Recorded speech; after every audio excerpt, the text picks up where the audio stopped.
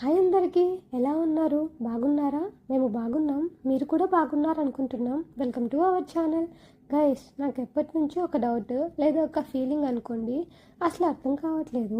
మనం 25 ఇయర్స్ ఒక ఇంట్లో పుట్టి పెరిగి పెద్ద అయ్యి అన్ని మెమరీస్ అన్ని రిలేషన్స్ అక్కడే ఫామ్ అవుతాయి కదా. కానీ పెళ్ళయ్యాక ఒక్క నిమిషంలో మనం వేరే ఇంటికి వెళ్ళిపోతాం.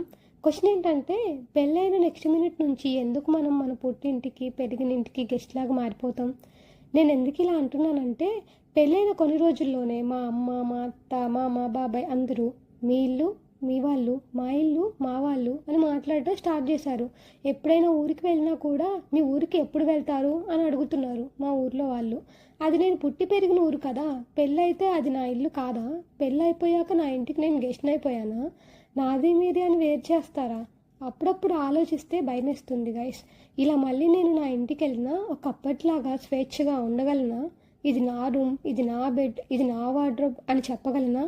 ఇప్పుడైనా చెప్పగలుగుతానో లేదో అర్థం కావట్లేదు. ఇంకొక డౌట్ కూడా ఉంది. ఇంకొన్ని డేస్ ఆగినాక మా వదిన వస్తే అప్పుడు నా ఇల్లు అని చెప్పడానికి నిజంగా ప్లేస్ ఉంటుందా అక్కడ నాకు? ఏమో గైస్, చాలా మిక్స్డ్ ఫీలింగ్స్. ఇది నా మైండ్లో నడుస్తున్న కన్ఫ్యూజను. మీ లైఫ్లో కూడా ఇలా అనిపించిందా?